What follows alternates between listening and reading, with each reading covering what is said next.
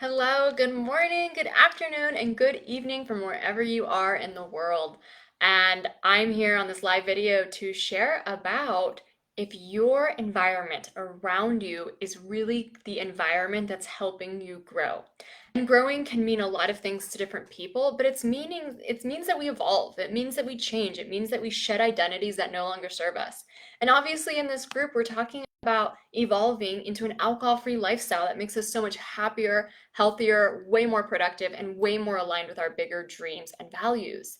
And we also use growth as a measure of getting outside of our comfort zone. Are we going after the things we really want in life? Are we pushing ourselves outside of the known into the unknown? Are we finding new ways to learn new things, to do new stuff, to try the different things that really grows us as a person? Now, Tony Robbins is one of my favorite mentors out there, and he says that we have 6 human needs. I won't go over all of them right now. I have a section in my book that goes over this. I also have a podcast episode called The 6 Human Needs that you can dive into. But one of the top human needs is actually growth. And it's one of the ones that most humans are lacking in.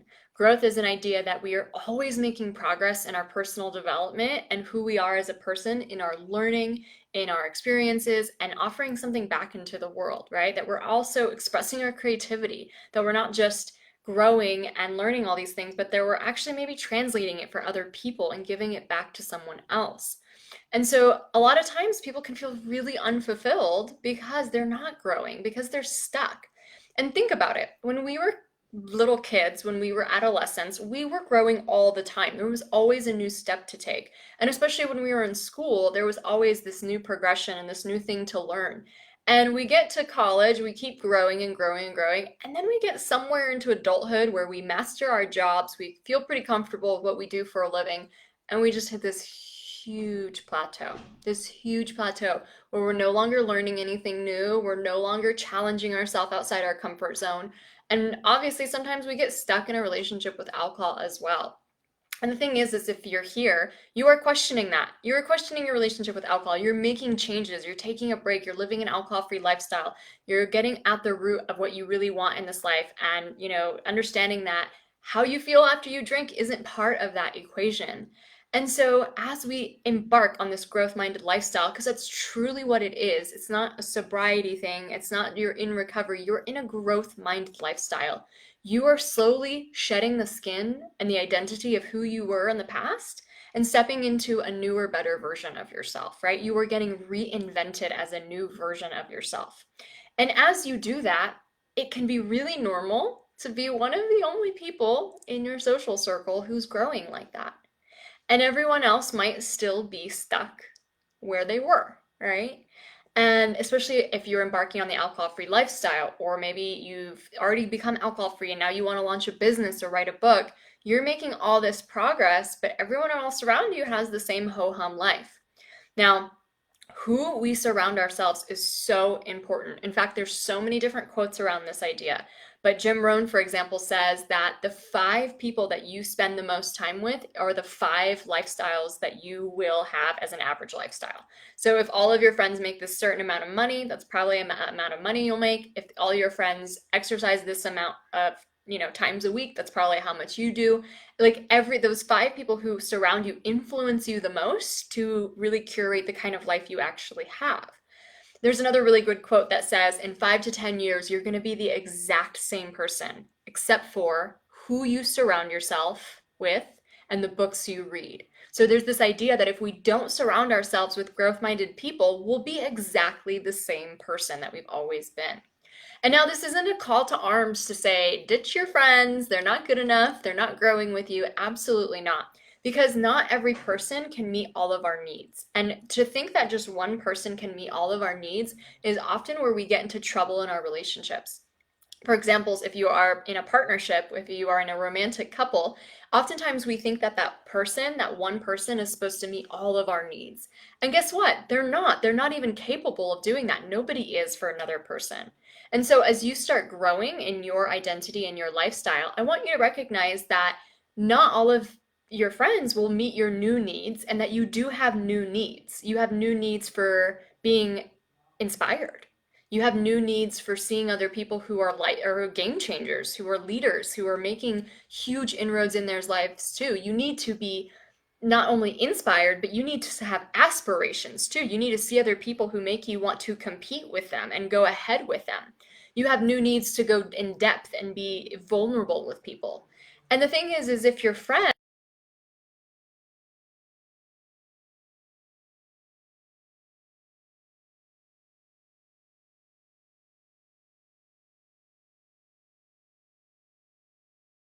to meet those new needs for growth, and that your old friends might be really good for something like nostalgia or humor.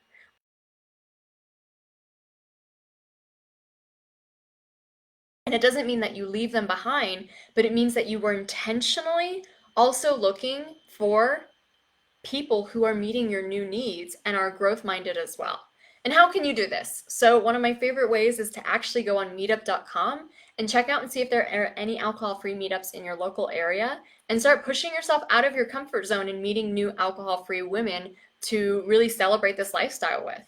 I'm an entrepreneur, and so if you have a business or you want to have a business, I would get into a room with other entrepreneurs. There are so many different social networking events or groups or masterminds that you can join where your new best friends will become other entrepreneurs. And I can always tell when I'm the smartest person in the room, there's that saying, when you're the smartest person in the room, like say that you are doing the best out of all your friends, you have the best lifestyle, you have the best attitude, you have the most success, you are in the wrong room. Because we always need to be in a room where we are getting challenged, where we're the one who's in the back and getting inspired by the people in front of us. And I always have to think of that about for my lifestyle because I have gotten into the alcohol-free lifestyle, I've gotten into entrepreneurship, I've gotten into, success and mindset and personal growth, and I'm always growing.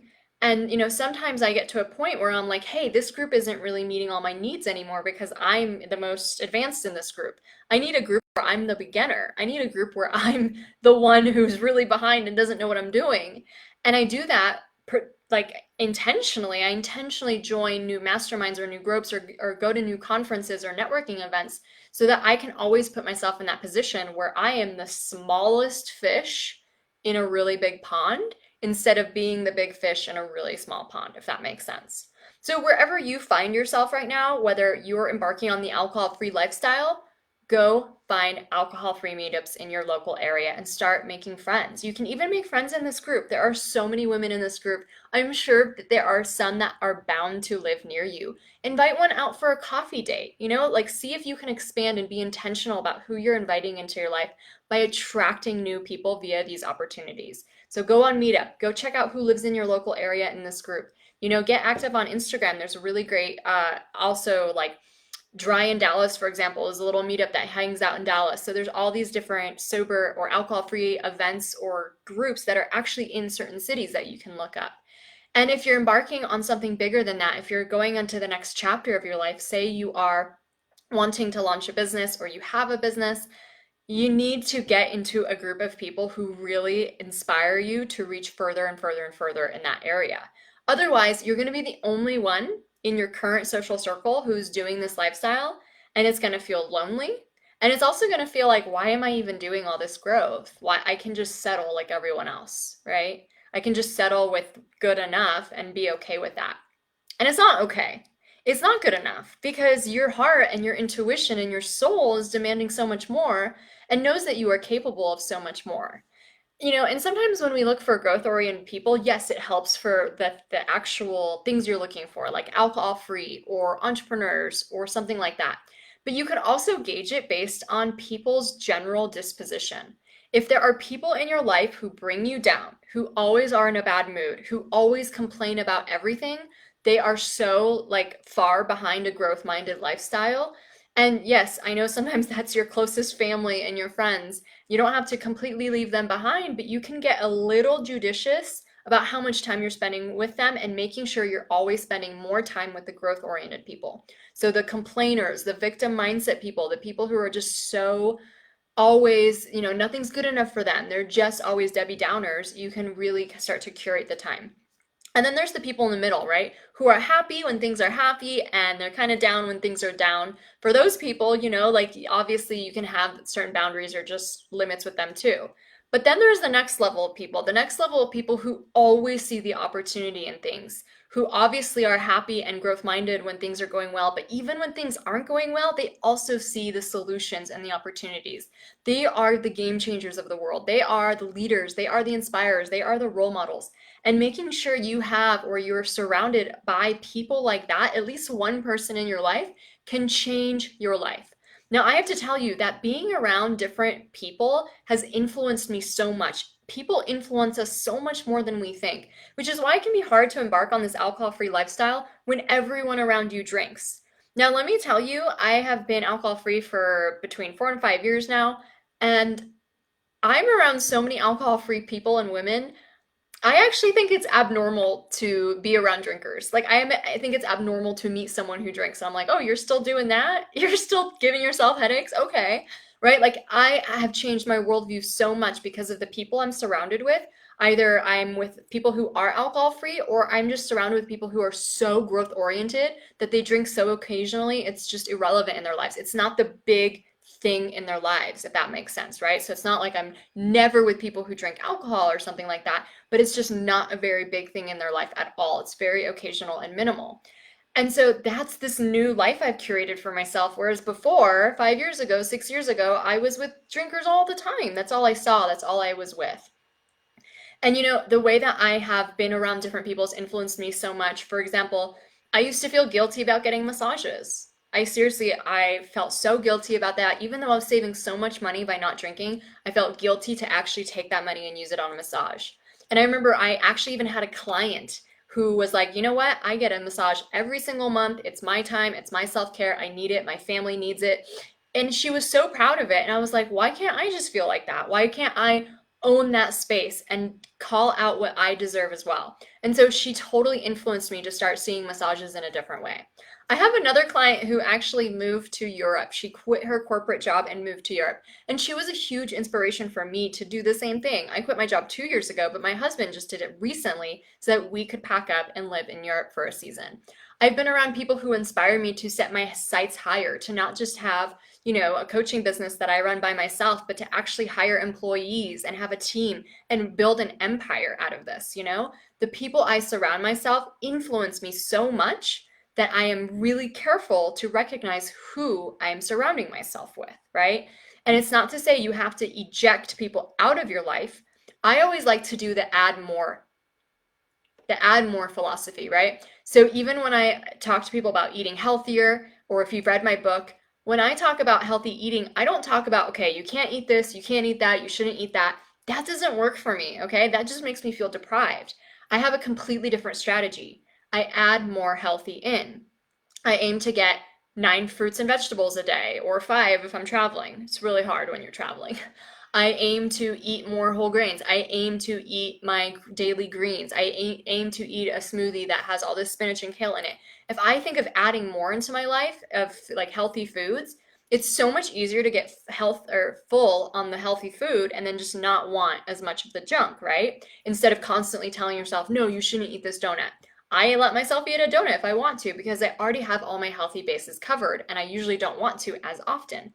Now, it's the same strategy when you're looking for more growth minded friends. You don't have to start by ejecting the friends out of your life that maybe aren't as growth minded as you. You have to start attracting new people in.